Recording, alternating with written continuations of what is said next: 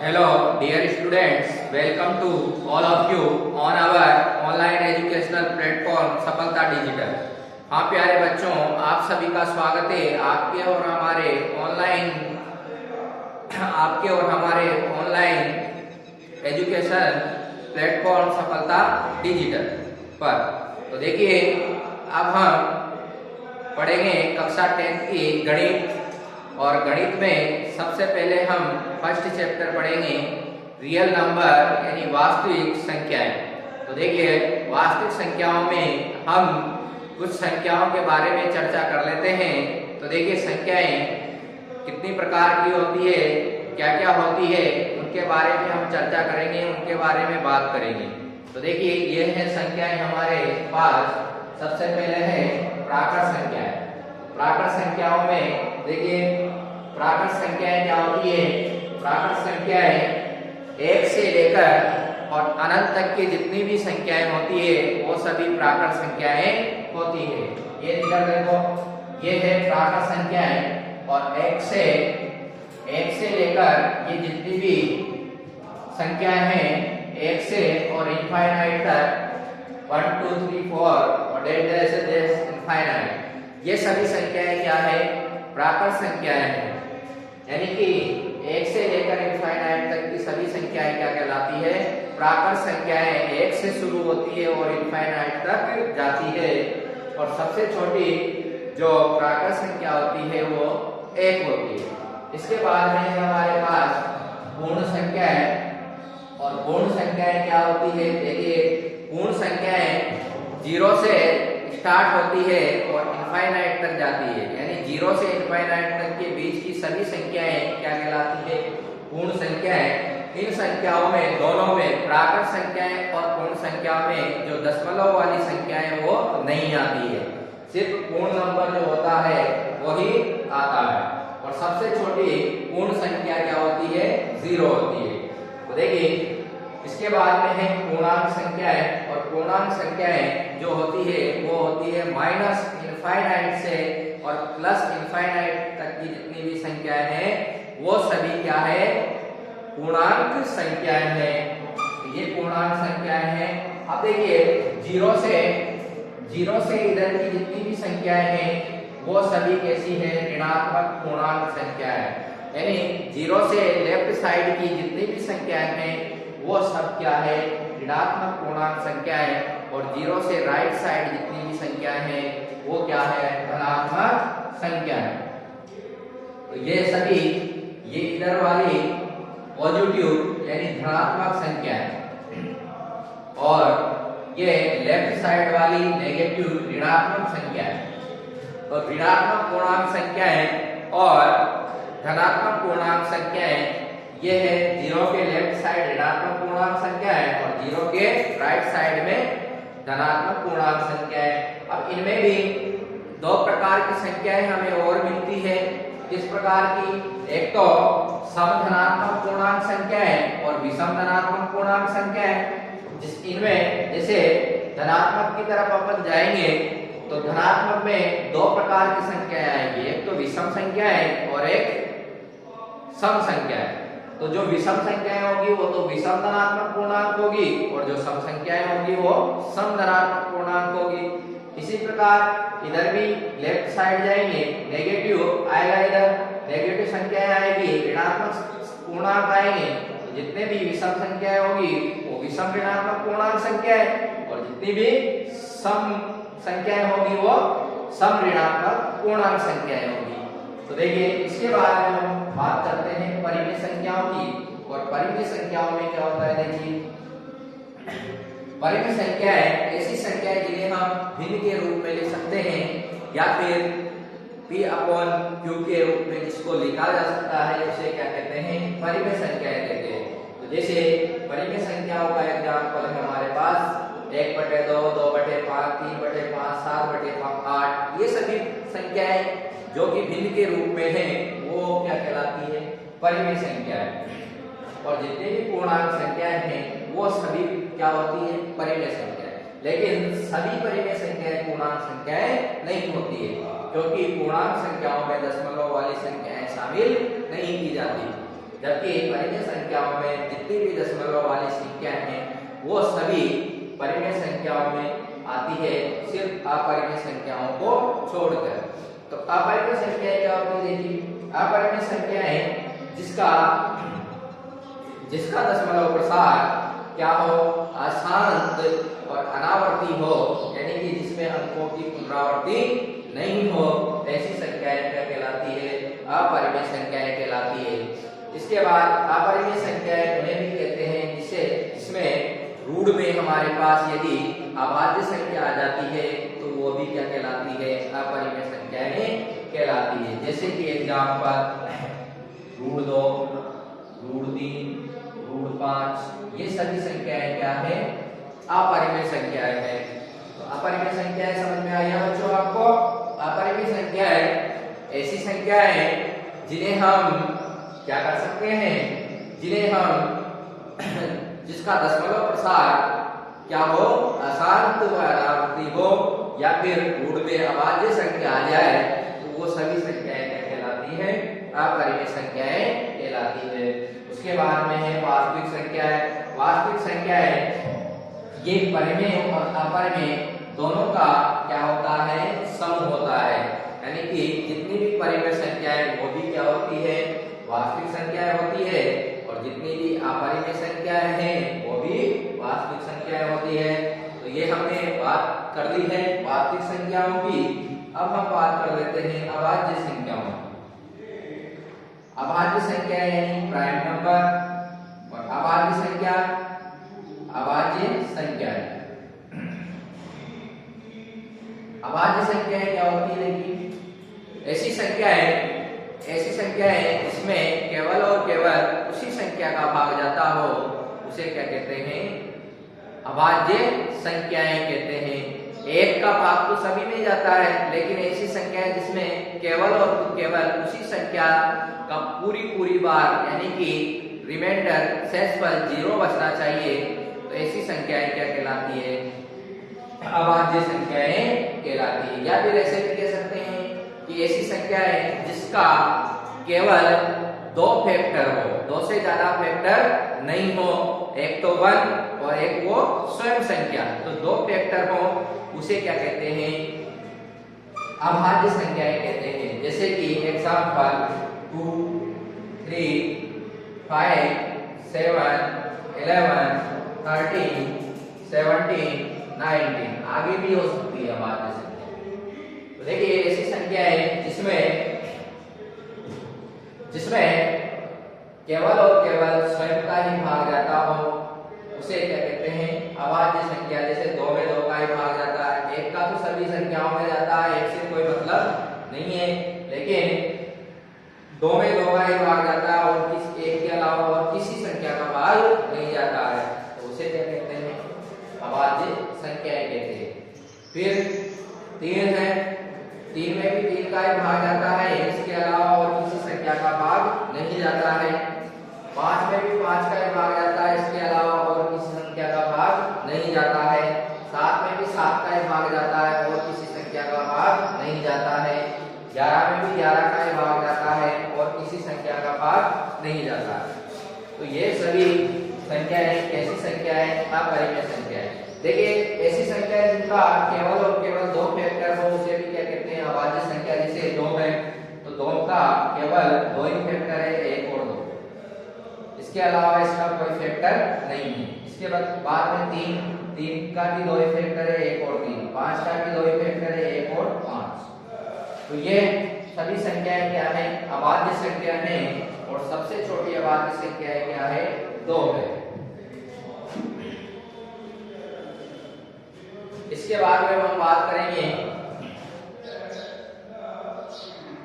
सम और विषम संख्याएं। सम संख्याएं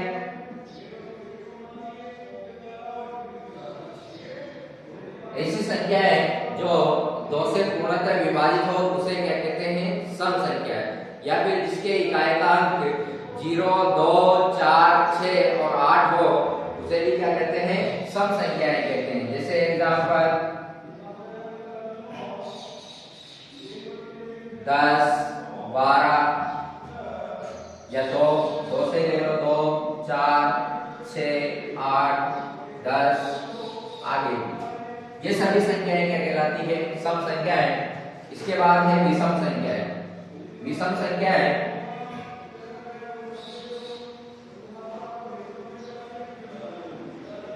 संख्याएं ऐसी संख्याएं जो 2 से पूर्णतः विभाजित नहीं हो, उसे क्या कहते हैं? विषम संख्याएं कहते हैं। या फिर जिसके इकाइकांक क्या हो 1, 3, 5, 7, 9 हो, उसे क्या कहते हैं? विषम संख्याएं कहते हैं। जैसे 1, 3, 5, 7, 9, ये सभी संख्याएं क्या है? विषम संख्या है। तो ये हमने संख्याओं के बारे में बात की है और सभी संख्याएं हमने पढ़ ली है। तो विषम संख्याएं, सम संख्याएं, जिसमें सम संख्याएं किसे कहते हैं? जिसमें 2 का भाग पूरी बार जाता हो, या फिर जिसके इकाइकांक 0, 2, 4, 6, 8 हो, उसे क्या कहते हैं? सम संख्याएं कहते हैं। विषम संख्याएं ऐसी संख्याएं जिनके इकाइकांक क्या हो 1, 3, 5, 7, 9 हो, या फिर जिसमें 2 का भाग पूरी बार नहीं जाता हो, उसे विषम संख्याएं कहते हैं। तो ये हमने संख्याओं के बारे में बात की है। तो सभी संख्याओं के बारे में हमने जानकारी प्राप्त कर ली है। इसके बाद में हम स्टार्ट करेंगे गणित का जो चैप्टर है 1.1। 1 में वास्तविक संख्याओं के बारे में हम पढ़ेंगे और चैप्टर 1.1 पढ़ेंगे। तो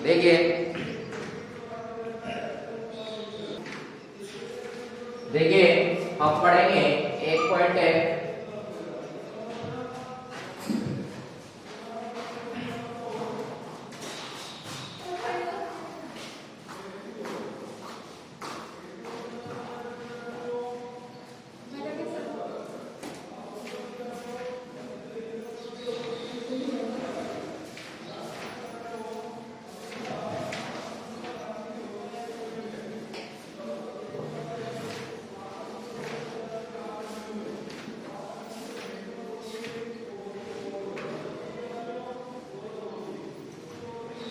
इस चैप्टर में हम यूक्लिड विभाजन प्रमेय का प्रयोग करेंगे।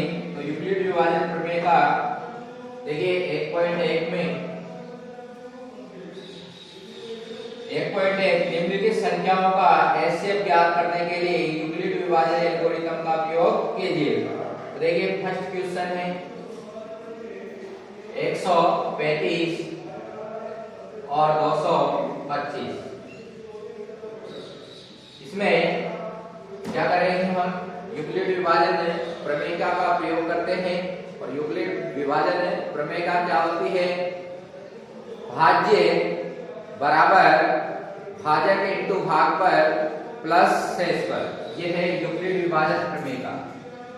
यूक्लिड विभाजन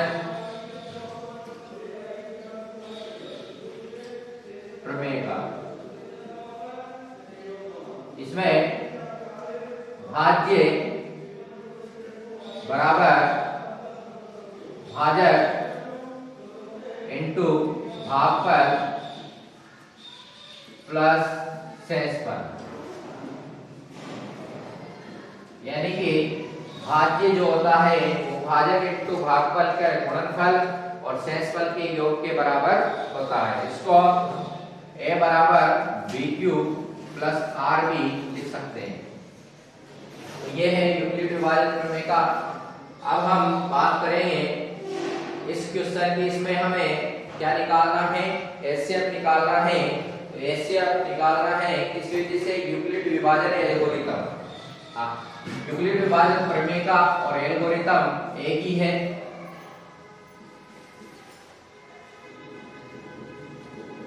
ये दोनों सेम ही है।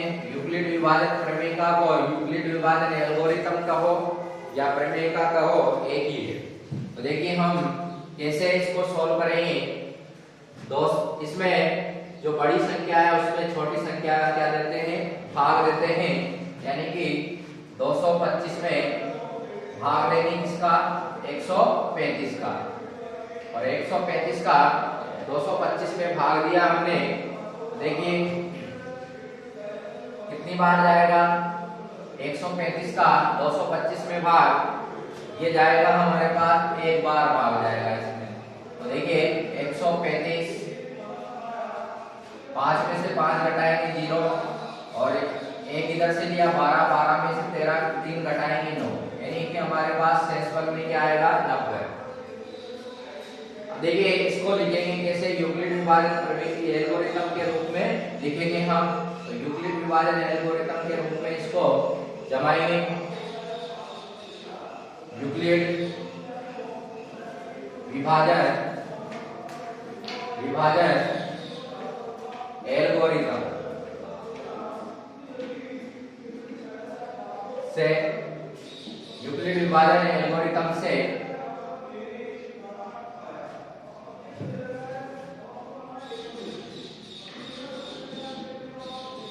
यूक्लिड विभाजन एल्गोरिथम से इसको जमाना है। तो कैसे जमाएंगे, देखिए यूक्लिड विभाजन एल्गोरिथम क्या होती है, भाज्य बराबर a बराबर b क्यूब प्लस r, यानी भाज्य बराबर भाजक इंटू भागफल प्लस शेषफल।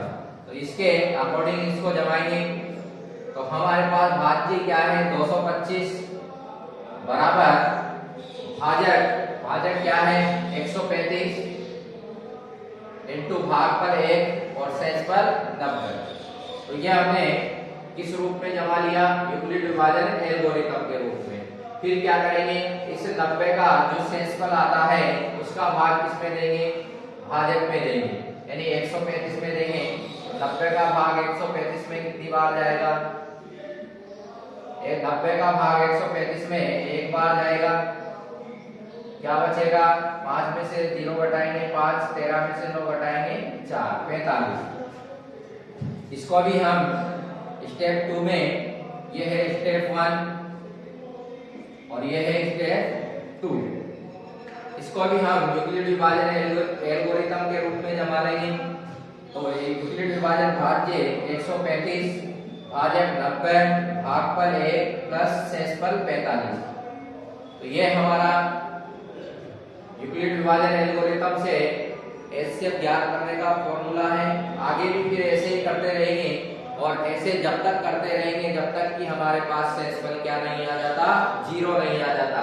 तो देखिए वापस हम स्टेप 3 में क्या करेंगे, स्टेप 3 में हम इस शेषफल का भाग भाजक में देंगे, यानी 45 का भाग इसमें देंगे 90 में।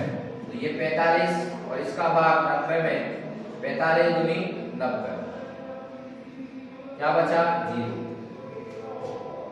देखिए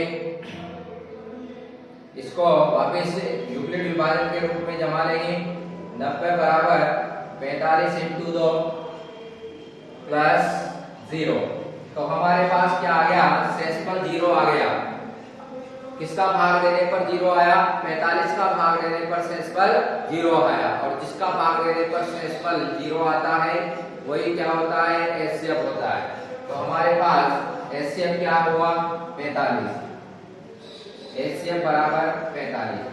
क्यों हुआ, क्योंकि इस 45 का लास्ट में 45 का भाग देने पर शेषफल क्या आया हमारे पास, स्टेप 3 में शेषफल 0 आया है, इसलिए इसका एचसीएफ क्या होगा 45 होगा। तो ये हमारा पहला सवाल है। बाकी एक जैसे जो सवाल है उसको आप कर लेना। ये था यूक्लिड विभाजन एल्गोरिथम से एचसीएफ ज्ञात करने का तरीका। हमने यूक्लिड विभाजन एल्गोरिथम से इसको ज्ञात कर लिया है। अब हम बात करेंगे अगले क्वेश्चन की। अगला क्वेश्चन है, देखिए यूक्लिड हम इसमें दूसरा क्वेश्चन भी कर सकते हैं। देखिए दूसरा क्वेश्चन कैसे करेंगे, दर्शाइए कि कोई भी धनात्मक विषम पूर्णांक 6q + 1, 6q + 3 या 6q + 5 के रूप का होता है। तो देखिए 6q + 1, 6q + 3 और 6q + 5 के रूप का होता है कोई भी विषम धनात्मक पूर्णांक। तो विषम धनात्मक पूर्णांक आप पढ़ चुके हैं। अभी मैंने संख्याओं के बारे में जब बात की थी तब हमने विषम धनात्मक पूर्णांक के बारे में भी बात की थी। तो विषम धनात्मक पूर्णांक क्या होते हैं? 1, 3, 5, 7, 9 ये सभी जो पूर्णांक हैं वो कैसे पूर्णांक हैं? विषम धनात्मक पूर्णांक है। तो हम उनके बारे में सिद्ध करेंगे और देखेंगे कि ये जो है वो विषम धनात्मक पूर्णांक है या नहीं, उनके बारे में। यानी कि विषम धनात्मक पूर्णांक 6q+1, 6q+3, 6q+5 के रूप का होता है या नहीं होता, उसके बारे में हम बात करेंगे। तो देखिए सबसे पहले ये सेकंड क्वेश्चन है 1.1 का और इसको हम करने जा रहे हैं। तो कैसे करेंगे देखिए, इसमें हम विषम धनात्मक पूर्णांक को क्या मान लेते हैं? a मान लेते हैं। यानी विषम धनात्मक पूर्णांक क्या है? a। तो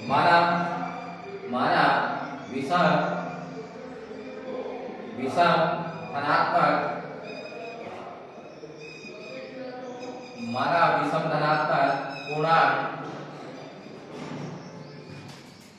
a है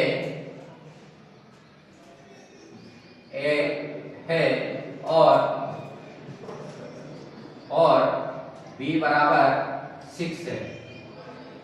b बराबर 6 है, इसलिए अतः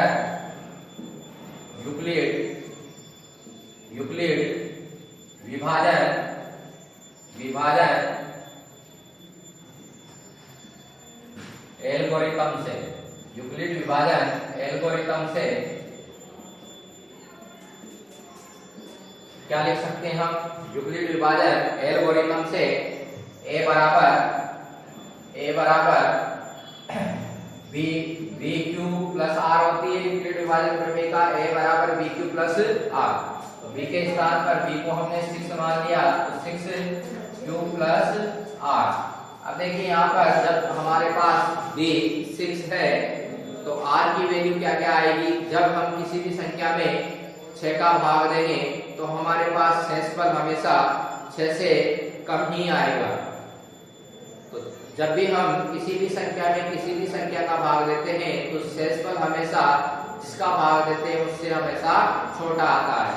तो देखिए इसमें r की वैल्यू क्या हो सकती है? r की वैल्यू हमेशा 0 से तो बड़ी होती है या फिर 0 के बराबर होती है और r की वैल्यू जिसका भाग देते हैं यानी भाजक से छोटी होती है।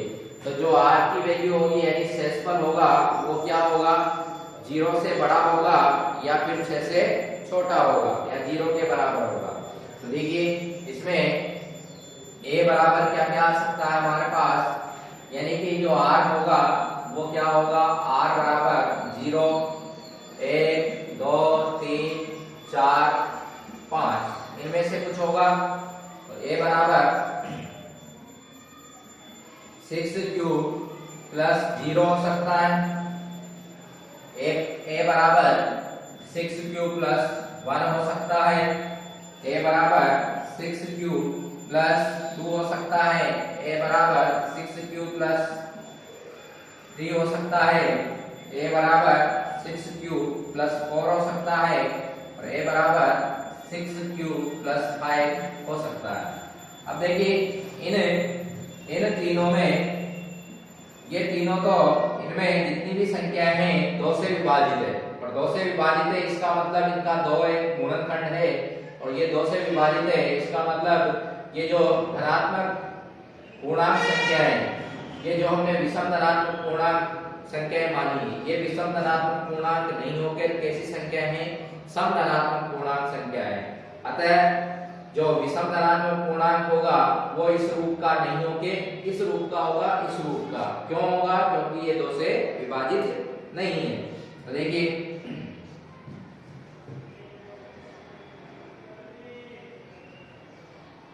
6q प्लस 0,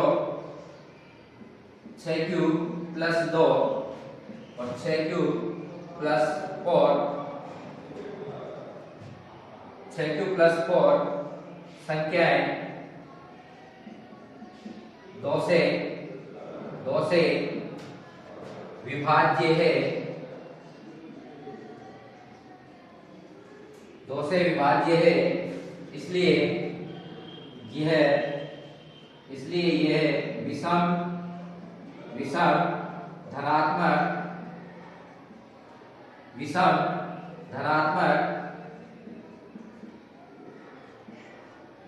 धनात्मक पूर्णांक नहीं हो सकते हैं। तो किस रूप का होगा फिर विषम धनात्मक पूर्णांक? तो अतः हम कह सकते हैं कि जो विषम धनात्मक पूर्णांक होगा वो किस रूप का होगा? 6q + 1, 6q + 3 और 6q + 5 का रूप का होगा। अतः हम कह सकते हैं, इधर लिख देते हैं, अतः हम कह सकते हैं कि विषम धनात्मक पूर्णांक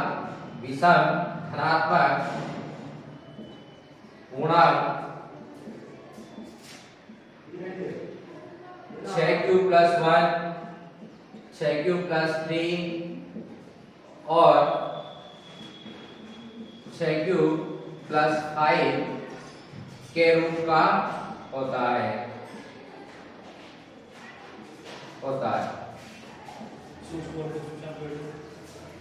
ये है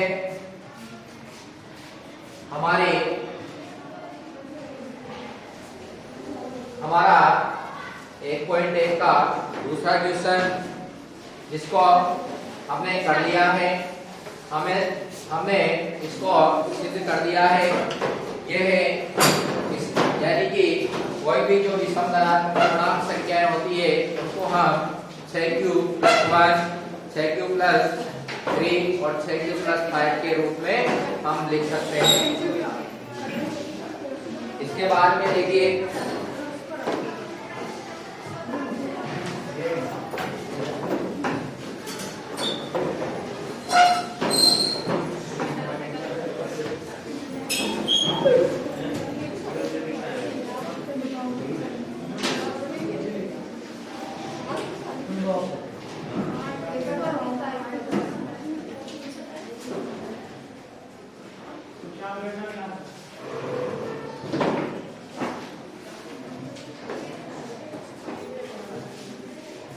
इसके बाद में जो तीसरा क्वेश्चन है वो पहले के जैसा ही है, इसमें एचसीएफ निकालना है हमें। चौथा क्वेश्चन है यूक्लिड विभाजन प्रमेय का प्रयोग करके दर्शाइए कि किसी धनात्मक पूर्णांक का वर्ग किसी पूर्णांक m के लिए 3m या 3m + 1 के रूप का होता है। तो हमें इसको दर्शाना है, हमें सिद्ध करना है कि जो यूक्लिड विभाजन प्रमेय का प्रयोग करके क्या दर्शाना है हमें कि जो पूर्णांक का वर्ग है वो 3m + 1 के रूप का होता है। तो देखिए हम कैसे दर्शाएंगे। हम मान लेते हैं कि माना धनात्मक पूर्णांक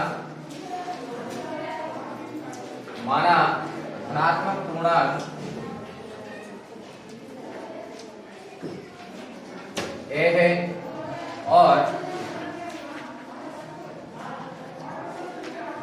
और b बराबर 3 है। या फिर हम मान सकते हैं माना धनात्मक पूर्णांक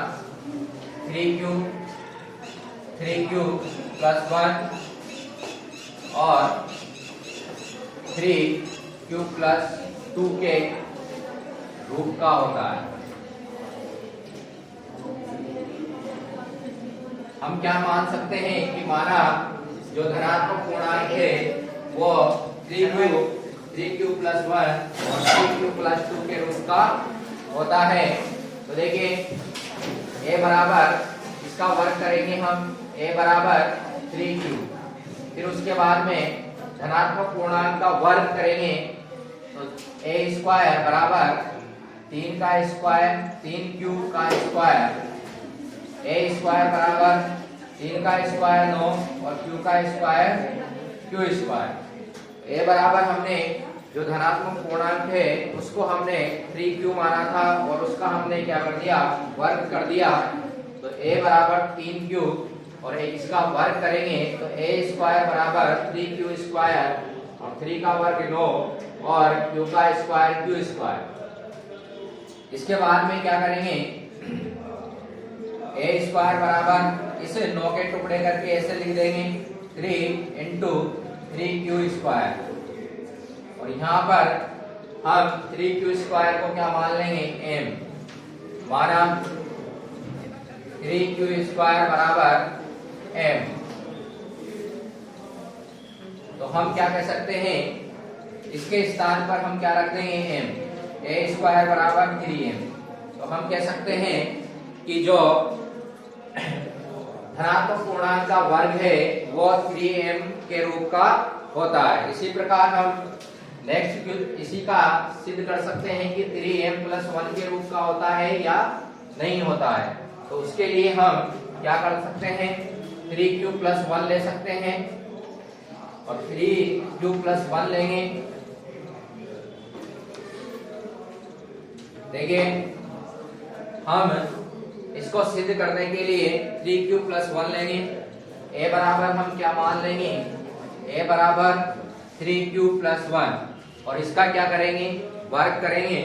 तो देखिए a स्क्वायर बराबर 3q प्लस 1 का स्क्वायर और 3q प्लस 1 का स्क्वायर ये किस सूत्र से खुलेगा, a प्लस b के होल स्क्वायर के सूत्र से खुलेगा। तो देखिए a square a plus b का होल स्क्वायर क्या होता है, a square plus 2ab plus b square. a का स्क्वायर यानी 3q का स्क्वायर प्लस 2ab यानी 2 into 3q plus 1 3q into 1 plus b square यानी 1 का स्क्वायर क्या होता है 1। इसके बाद में हम इसको सॉल्व कर लेंगे। 3 का स्क्वायर कितना होता है 9 और q का स्क्वायर q स्क्वायर प्लस इसको सॉल्व करेंगे, ये आएंगे 6q प्लस 1। इसमें से हम क्या ले लेंगे, कॉमन ले लेंगे। तो देखिए कॉमन क्या लेंगे, a स्क्वायर बराबर 3q कॉमन आ जाएगा और यहाँ बचेगा 3 का भाग 9 में 3 बार q का q स्क्वायर से q कट गया, क्या बचेगा कोष्टक में 3q बचेगा। इसके बाद में प्लस इसमें से कॉमन लेंगे, 3q कॉमन लिया, यहाँ बचेगा 2 प्लस 1। अब इसको हम क्या मान लेंगे, m मान लेंगे। तो ये m यानी कि माना m बराबर q कोष्टक 3q प्लस 2, इसको हमने m मान लिया। इसके स्थान पर हम क्या रख देंगे m, a स्क्वायर बराबर 3m प्लस 1।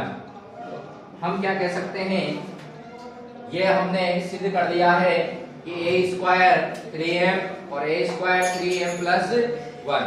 तो हम क्या कह सकते हैं कि कोई भी धनात्मक जो पूर्णांक है वो किस रूप का होता है, 3m और 3m प्लस 1 के रूप का होता है। तो देखिए अतः हम कह सकते हैं कि धनात्मक गुणांक का वर्ग 3m प्लस 1 के रूप का होता है। ये हमने सिद्ध कर लिया है। इसी प्रकार जो अगला क्वेश्चन है वो इसमें सिद्ध यूक्लिड विभाजन प्रमेय का प्रयोग करके दर्शाए कि किसी भी धनात्मक पूर्णांक का घन 9m प्लस 1 9m प्लस 8 के रूप का होता है। इसमें वर्ग का उसमें घन करना है, बाकी सब सेम है। तो ये हमारी 1.1 प्रश्नावली कंप्लीट हो चुकी है। अब 1.2 हम पढ़ेंगे अगले लेक्चर में। तो आज के थैंक यू। आज के लिए इसको यही समाप्त करते हैं। Okay bye bye.